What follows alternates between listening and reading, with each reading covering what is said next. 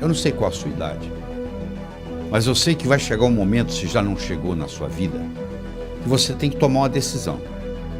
Ou você deixa aí do jeito que está indo, morro abaixo, ou você faz igual a águia. Nós vamos agora aprender realizando suas metas. Primeiro você transforma os seus sonhos em metas. Depois você transforma suas metas em realidade. Como é que você faz isso? Muito simples. Primeiro, tem que ser sua. Por que você está estudando medicina? Ah, porque o papai gosta. Então mande seu pai fazer o vestibular. Ninguém tem direito de escolher profissão para os outros. Você tem que ter a meta sua, só pelo prazer de ter, para ela se manifestar no universo. É só isto, mais nada. O dinheiro vem como consequência. Então, primeiro tem que ser sua. Você está fazendo o que você gosta? Se não tiver, você muda. Segundo, a sua meta tem que ser grande. Você tem que mirar na lua, porque se você errar, você não vai estar entre as estrelas. Em 1976, quando eu me mudei para os Estados Unidos, eu falei para um amigo meu, em 3 anos eu vou ensinar cardiologia para os americanos. Ele riu de mim. Sabe quanto tempo levou? Em 8 meses eu dei a minha primeira apresentação em Washington, D.C., para 400 cardiologistas. Quando eu contei para o meu amigo, ele riu, eu sabia que o tamanho estava bom. Tenha metas grandes, que você valer a pena você brigar por elas, porque meta pequena não lhe estimula.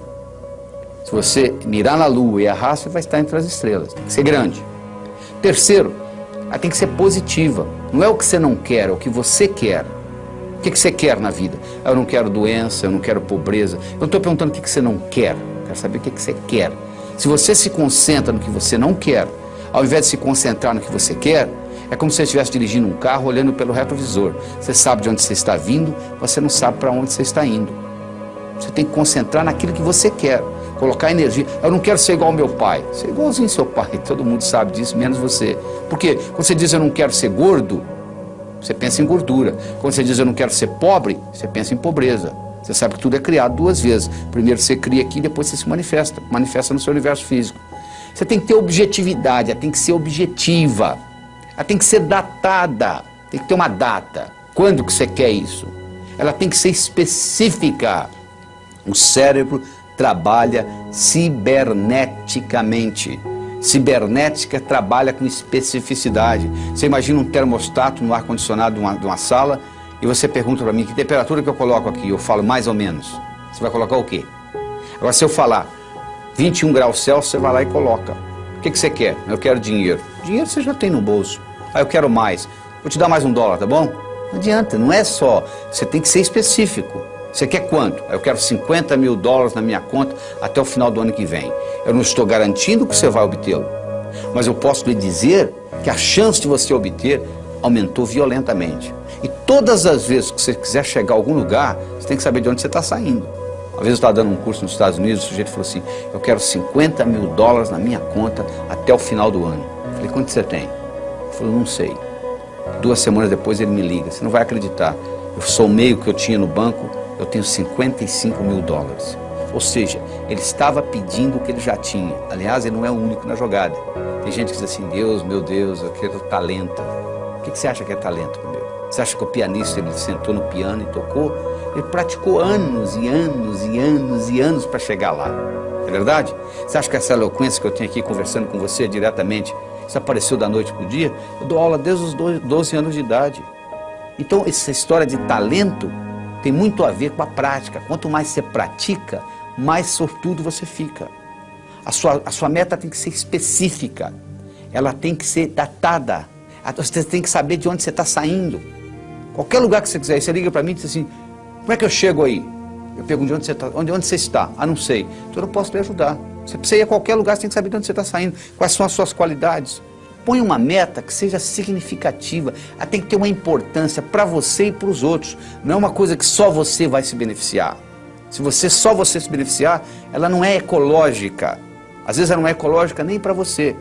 Ecológica, a meta sendo ecológica é importante. Eu não posso divulgar o meu trabalho pelo mundo todo e ao mesmo tempo passar 5 dias da semana com os meus filhos, com a minha família. Se eu quiser fazer a mesma coisa, simultaneamente, divulgar o meu trabalho e passar 5 dias com a minha família por semana, uma dessas duas não é ecológica, porque uma vai brigar com a outra. Porque eu estou querendo criar 2 metas praticamente antagônicas. Eu não posso viajar pelo mundo todo, pelo Brasil todo, e ao mesmo tempo ficar 5 dias com a minha família por semana. Então você tem que ver que uma meta não pode ir contra a outra. A sua meta, ela tem que ser relembrada com frequência. Não é você chegar no dia 31 de dezembro e escrever o que você quer para o ano seguinte. Você tem que estar constantemente olhando o que eu quero.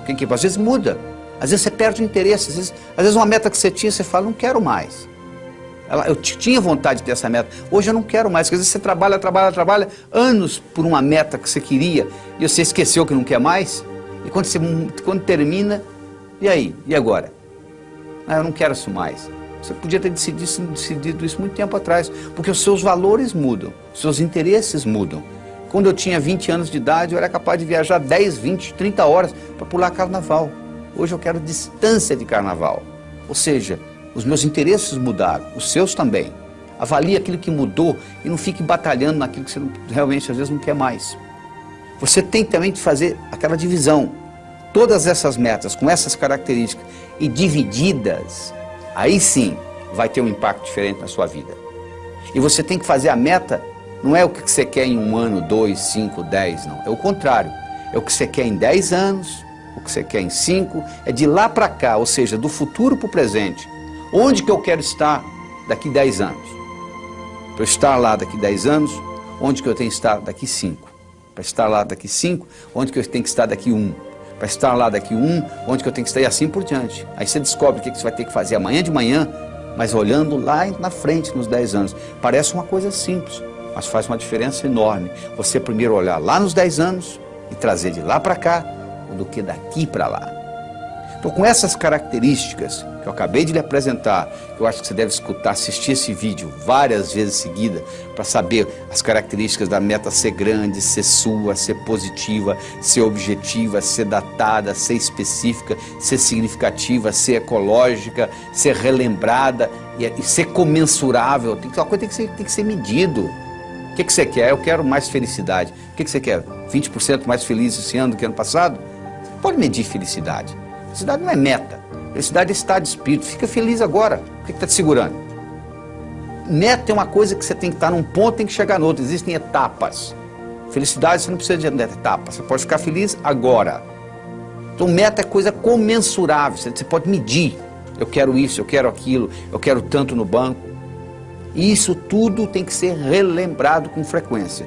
No momento que você começa a trabalhar com tudo isto, e eu criei um mnemônico chamado Pode-se Crer, que ajuda você a relembrar todos esses tópicos que nós só acabamos de discutir.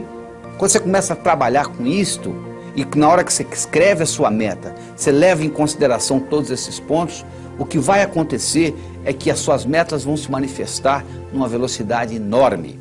Você quer um carro? Tá bom. Que marca? Que cor? Como que é o painel? Como que é o estufamento? E etc. No momento que você começa com mais detalhes, no processo cibernético, isso se manifesta de uma forma diferente.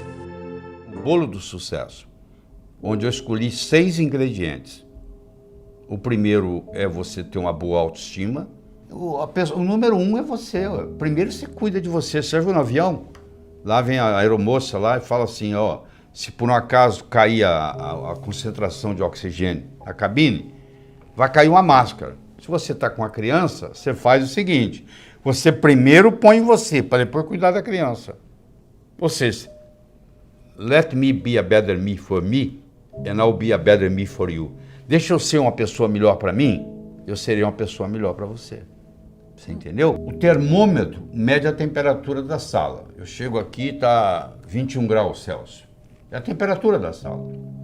Agora, isso é o termômetro. Agora, se eu colocar aqui um termostato e colocar 15 graus, mesmo que lá fora esteja 30, aqui dentro vai estar 15. Porque o termostato vai baixar a temperatura ou subir, de acordo com onde eu coloco a temperatura. A autoestima é um termostato para a vida. Quanto que eu mereço? Quanto é que você está ganhando? Se eu falar que você vai, mês que vem, multiplicar por 10 o seu faturamento, você vai acreditar? Não. Você fala, não é possível. Quem é que vai... Se ganho 1, mês que vem eu vou ganhar 10? Eu sei, mas por que você está ganhando 1 e o seu amigo está ganhando 4? Fazendo a mesma coisa. Com o mesmo talento. Pode ser que ele tenha um marketing melhor do que o seu, pode. Mas pode ser também que ele tenha um termostato de autoestima melhor do que o seu. Então, o que você merece é o que você tem. O merecimento que você acha que você vale está expresso aí na sua conta bancária, no carro que você dirige, na casa que você mora, na família que você tem. Está aí, ó. É só você olhar.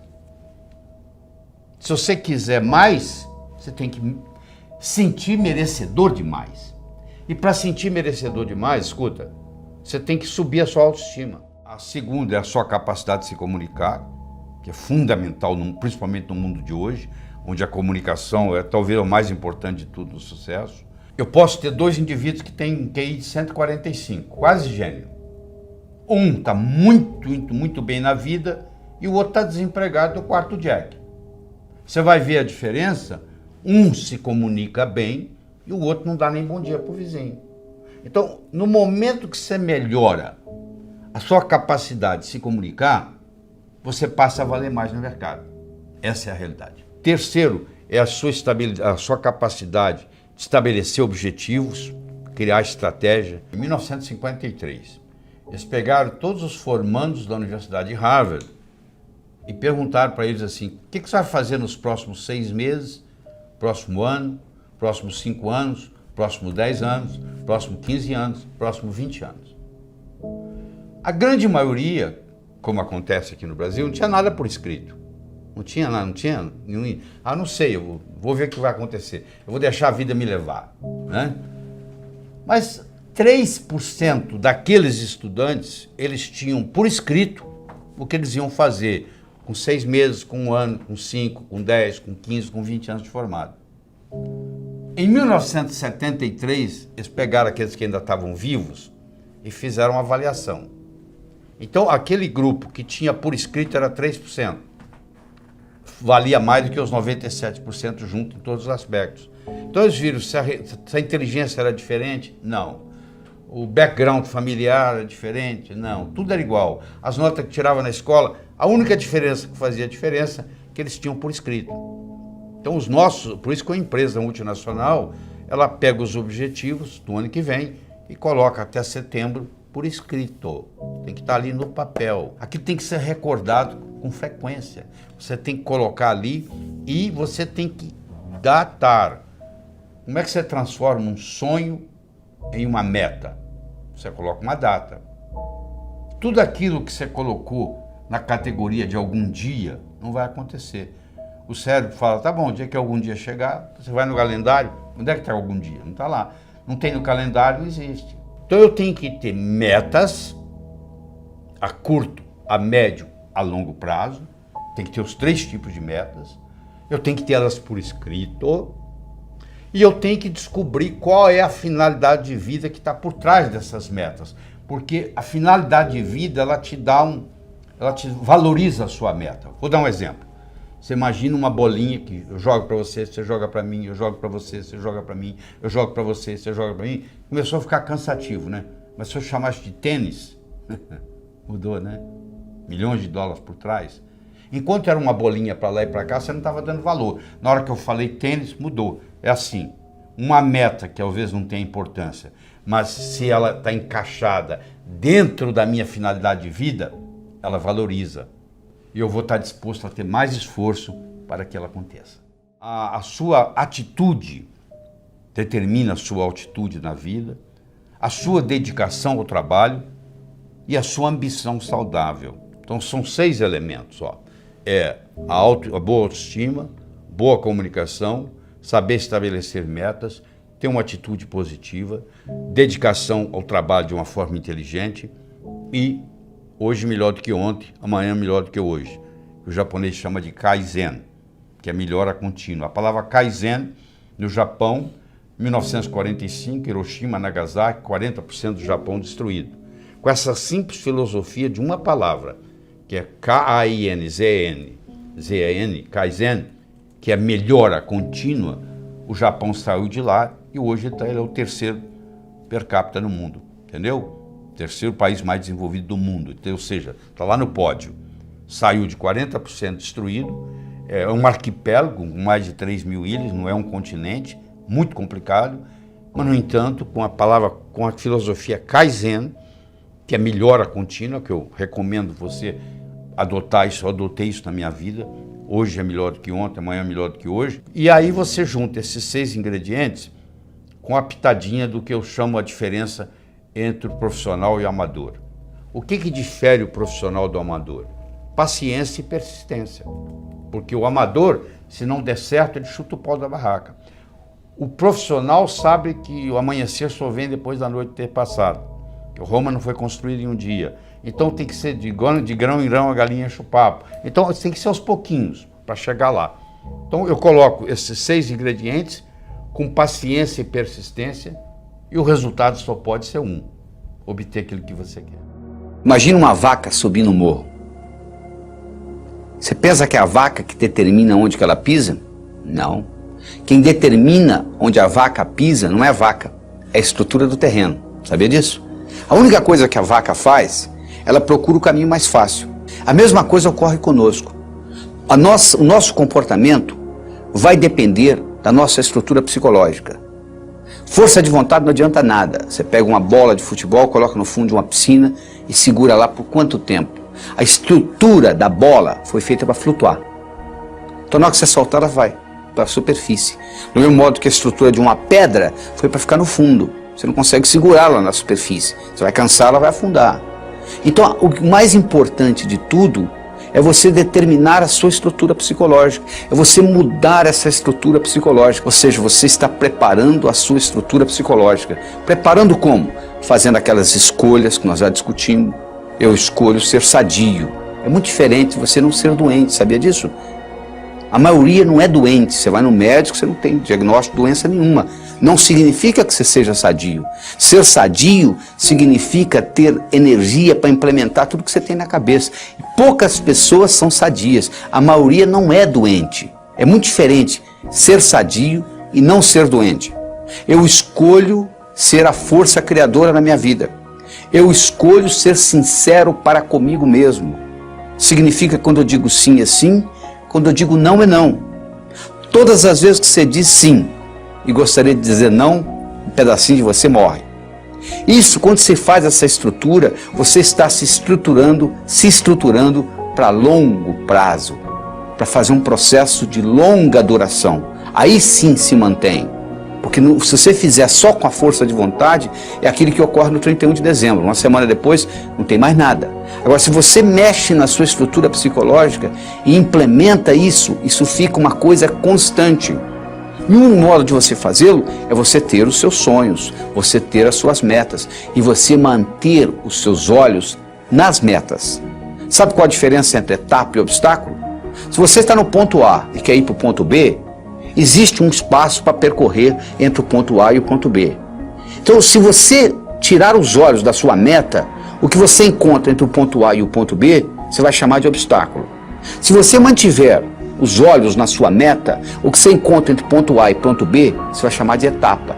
A diferença entre etapa e obstáculo é onde você está com os olhos. Então manter os seus olhos a longo prazo é muito importante, porque se você só tem metas curtas, o seu chefe briga com você amanhã de manhã e estragou seu dia. Agora, se você está interessado daqui 5 anos, daqui 10 anos, daqui 20 anos, o seu chefe brigar com você amanhã de manhã não vai fazer diferença nenhuma, porque você está preocupado lá na frente.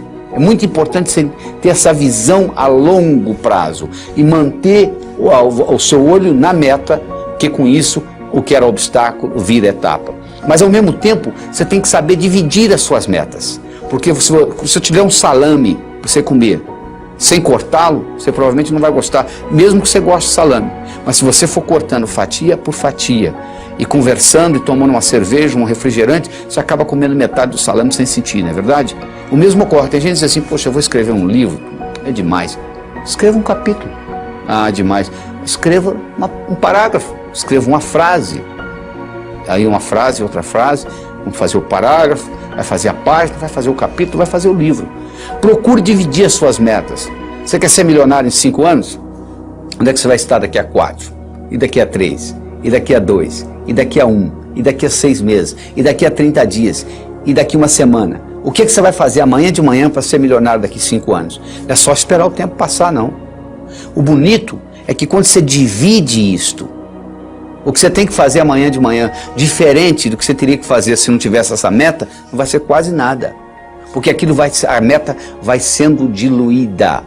Então, um dos grandes segredos que existe em pessoas atingirem as metas é você ser capaz de quebrar a sua meta em pequenos espaços, em pequenas fatias, e você vai executando uma após outra, e o cérebro vai sendo treinado com isto, e sucesso atrai sucesso. Você sabe que semelhante atrai semelhante. Se você abrir a torneira da cozinha, da sua pia, na cozinha sai água, para onde que vai a água? Para o esgoto. E o esgoto vai para o rio. E o rio vai para o mar. A água vai para a água, não é verdade? Para onde que vai o ódio? Para quem tem ódio. E amor? Para quem tem amor. E dinheiro? Vai para o pobre? Não, para quem tem dinheiro. E sucesso? Vai para onde? Para quem tem sucesso. Então esses pequenos sucessos vão atraindo mais sucesso na sua vida. Semelhante atrai semelhante. Então, à medida que você vai fazendo isso, você vai preparando essa caminhada. Mas tudo começa com essa estrutura psicológica. Quem determina onde a vaca pisa não é a vaca, é a estrutura do terreno. A única coisa que a vaca faz é procurar o caminho mais fácil.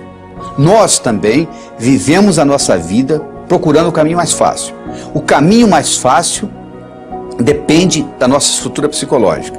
E a nossa estrutura psicológica é codificada linguisticamente. Lembra-se que eu já falei que nós somos animais linguísticos. Então, o melhor jeito de você se preparar para mudanças é você recodificar essa sua estrutura psicológica e fazer natural aquilo. Se você tem uma estrutura psicológica de levantar às 5 da manhã, se eu pedir para você ficar na cama até o meio-dia, é um martírio. Não é verdade? Se você tem uma estrutura psicológica de levantar ao meio-dia, se eu pedir para você levantar às 5 da manhã, vai ser um martírio. Para os dois. Porque o que determina o caminho mais fácil é a estrutura. Se a minha estrutura psicológica é de levantar às 6 da manhã, se eu ficar até às 8 na cama, eu vou ficar chateado. Agora, se eu tenho a estrutura psicológica de levantar às 6, não vai ser problema nenhum. Não será sacrifício, porque eu estou procurando o meu caminho mais fácil. Então, o que eu quero que você determine para você é o seguinte: qual é o seu caminho mais fácil? Quero que você determine para você quais são as suas metas a longo prazo, em termos de saúde, em termos de finanças, em termos de amizade, em termos de família. Daqui 5, daqui 10, daqui 15, daqui 20 anos. Porque você tem que saber quais são essas metas, para você manter o olho lá, para os seus obstáculos deixarem de serem obstáculos e se tornarem etapas. E lembre-se de dividir para somar. Ou seja, você quebra as suas metas em pequenos pedacinhos e com isso fica mais fácil a digestão. Com isso fica mais fácil você atingir uma por uma dessas metas. É a história do Coronel Sanders. Sanders tinha um apelido de coronel. Coronel Sanders. Coronel Sanders tinha um restaurante na beira de uma estrada. E os caminhoneiros passavam e paravam lá para comer a comida do Coronel Sanders, que ele era um bom chefe de cozinha. Especialmente, ele tinha uma receita que ele tinha ganho da avó dele, que era uma receita de galinha frita. Então, ele era famoso, o restaurante era famoso por causa da receita da avó do Coronel Sanders. O governo de Kentucky resolveu mudar a direção da estrada. E o seu restaurante, que era um restaurante de beira de estrada, deixou de ser de beira de estrada. E ele, com 65 anos de idade, ele resolveu, não tinha cliente, ninguém ia sair da rota para ir lá visitar o restaurante dele. Ele ficou sem cliente, como muitos restaurantes estão hoje, sem clientes. E aí, o que aconteceu? Ele pediu aposentadoria. 65 anos, tinha direito ao Social Security, pediu aposentadoria. Quando chegou o primeiro cheque de aposentadoria dele, ele mostrou para a mulher dele e falou assim: como é que nós vamos viver nisso? Não pode ficar assim. A única coisa que o Coronel Sanders tinha era uma receita de galinha frita que ele ganhou da avó. Ele pegou aquela receita de galinha frita, ele visitou 21 restaurantes. Olha, eu tenho essa receita, eu tinha um restaurante na beira da estrada, ele deixou de ser na beira da estrada, entendeu? Eu quebrei, eu tive que me aposentar. Você não quer? Eu posso fazer aqui, a gente pode fazer uma parceria. Ninguém se interessou. Até que, finalmente, a persistência dele o universo conspira a favor, chegou a hora. Ele chegou num deles e o indivíduo gostou da ideia. E falou assim, podemos fazer uma parceria. E a parceria começou. E aí foi fundado o Kentucky Fried Chicken. O Kentucky Fried Chicken, hoje, tem mais de 25 mil lojas. O Kentucky Fried Chicken domina o mercado de frango no Japão. E os importadores de frango do Brasil para o Japão, que o Japão é o maior importador de frango do Brasil, eles vendem principalmente para o Kentucky Fried Chicken. Então, o Coronel Sanders indiretamente está ajudando o Brasil. Agora eu lhe pergunto, um cara com 65 anos de idade, com um cheque de aposentadoria do Social Security, a única coisa que ele tinha com ele era uma receita de galinha frita. E ele consegue mudar o mercado de frango no mundo. Você está esperando o quê? Era uma vez, numa pequena ilha da Grécia, havia um sábio, famosíssimo. Famoso porque, até aquele dia, todas as perguntas feitas a ele, ele soube responder. E a fama dele transcendeu a Grécia. Vinha gente de longe. Mas um dia, um adolescente, conversando com um amigo dele, adolescente, disse, eu acho que eu sei como é que eu vou enganar esse sábio.